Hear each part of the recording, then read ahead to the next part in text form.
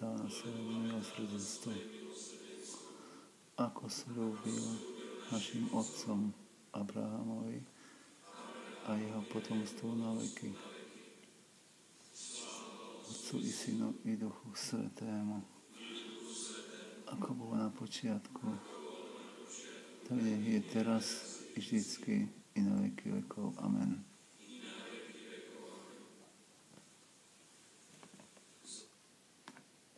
No, som rád, že som sa konečne k tomu vychystal. Ako vidíš, ortodox sa modlí. A chcel som ti povedať,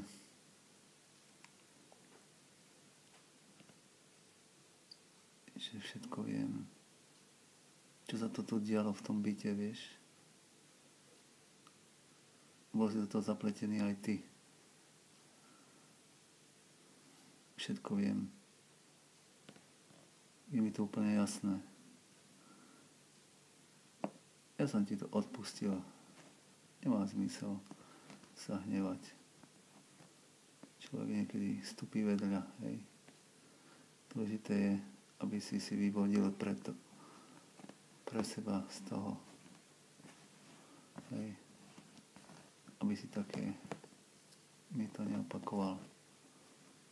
Ja sa na teba nehnevám. Už to mám za sebou. A chcel by som ti tak povedať, že dneska, keď som sa teraz vlastne tak modlil,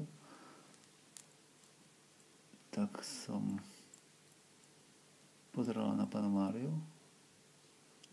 a tak som myslel na to. Aj na to. Aj to mi prišlo na myseľ. No i povedala mi tak, že záleží jej na tebe. Hej. Kopec roboty urobila okolo teba, aby si bol tam, kde si. By si žil aspoň to, čo žiješ. A bolo by rada, keby som jej pomohol.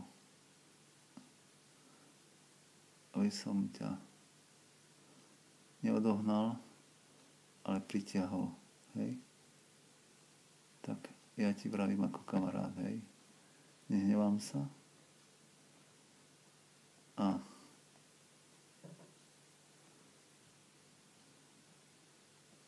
nečakám aj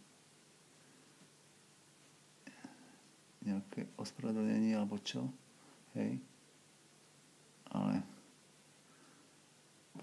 stačí podať ruku, hej, podať ruku a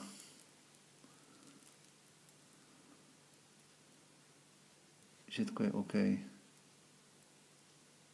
Fungujeme ďalej, hej.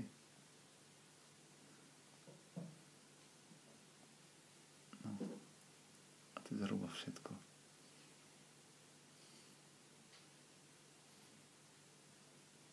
Dobre, tak sa drž.